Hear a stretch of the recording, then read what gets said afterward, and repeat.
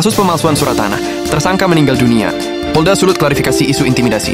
Kepolisian Daerah Sulawesi Utara, Polda Sulut, memberikan penjelasan resmi terkait wafatnya tersangka dugaan pemalsuan dokumen tanah berinisial HK. Tersangka meninggal dunia saat dalam masa penangguhan penahanan pada Rabu, 14 Mei pukul 20 malam di Rumah Sakit Umum Pusat RSUP Profesor Kando, Manado.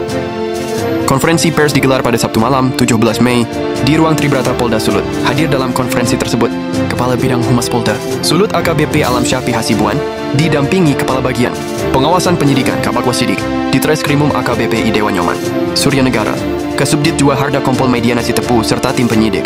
Penjelasan ini disampaikan untuk meluruskan informasi yang beredar di masyarakat, termasuk dugaan adanya intimidasi selama masa penahanan yang dituding sebagai penyebab kematian HK. Kasus ini bermula dari laporan polisi. Pelapor Rumawung Arnold Kolo Aij mengadukan dugaan pemalsuan surat tanah. Berdasarkan hasil penyelidikan, penyidik menetapkan 2 orang tersangka, yaitu HK dan JJ. Penyidikan dilaksanakan sesuai prosedur, meliputi pemeriksaan saksi-saksi, penyitaan barang bukti, dan gelar perkara sebelum menetapkan tersangka, jelas AKBP Hasibuan.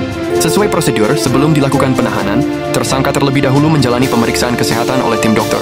Hasil pemeriksaan menyatakan bahwa tidak terdapat indikasi medis yang menghalangi penahanan, meski tersangka tetap disarankan mengonsumsi obat secara rutin. Atas permintaan keluarga, penyidik 2 kali mengantar tersangka ke RS Siloam.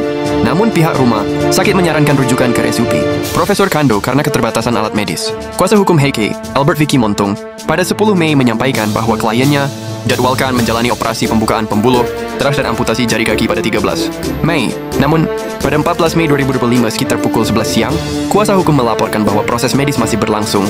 Dan pada malam harinya pukul 20 malam, pihak keluarga menyampaikan bahwa HK telah meninggal dunia di RSUP Profesor Kando.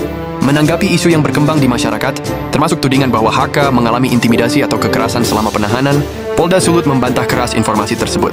Perlu kami luruskan bahwa saudara HK tidak meninggal di ruang tahanan. Ia telah menjalani penangguhan penahanan. Tidak ada intimidasi, tekanan fisik maupun psikis selama proses hukum berlangsung, tegas AKBP Hasibuan.